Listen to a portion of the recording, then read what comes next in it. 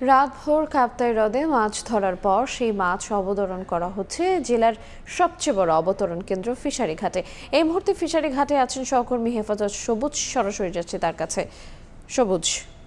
আহ Rangamati fishery ঘাট আমরা আসলে দেখানোর চেষ্টা করব যে রাঙামাটির এই যে বিশাল কাপ্তাই হ্রদ আছে সেই হ্রদে আসলে সারা রাত যে জেলেরা যে মাছ ধরেছে সেই মাছগুলো আসলে এখন অবতরণ হচ্ছে রাঙামাটি ফিশারি ঘাটে। আপনারা দেখতে পাচ্ছেন যে ইতিমধ্যে বেশ কয়েকটি বোট আসলে এসে এখানে নোঙর ফেলছে। কিছুক্ষণের মধ্যেই এখানে যে শ্রমিকরা আছেন তারা প্রস্তুতি নিচ্ছেন, কিছুক্ষণের মধ্যে আসলে মাছগুলো উঠানো শুরু হবে। এবং এই জায়গাতে আসলে দেশের অন্যান্য জায়গার মতো আসলে মাছ কেনা বেচার বিষয়টি না, সেটি হলো যে এখানে কাপ্তাই হ্রদের যে মাছগুলো আরোহণ করা হয় সেগুলো আসলে এখানে অবতরণ করা হয়। অবতরণের পরে সেখানে সরকারি রাজস্ব মেটানো হয়। রাজস্ব মিটিয়ে এইসব মাছগুলো আসলে চলে যায় দেশের বিভিন্ন জেলায়, ঢাকা চট্টগ্রাম সহ দেশের বিভিন্ন জেলায় চলে যায়। আমরা সকাল থেকে এখানে দেখেছি যে আসলে প্রকৃতিতে এক ধরনের যে শীতের আবেশ লক্ষ্য করা যাচ্ছে।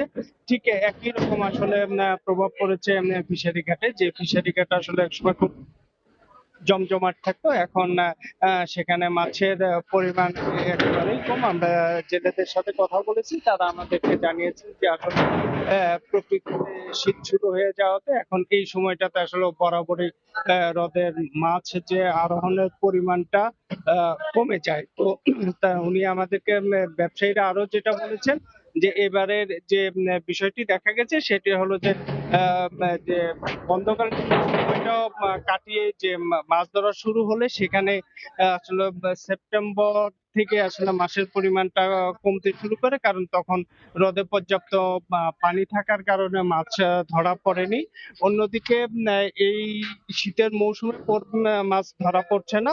তবে ব্যবসায়ীদের মধ্যে অনেকেই এটাকে মানে শঙ্কার কথা বলছেন। তারা যেটা বলছেন যে এখানে আসলে যে পরিমাণ মাছ এখন পাওয়া যাচ্ছে, অন্য বছর আসলে এর থেকে বেশি মাছ পাওয়া যেত।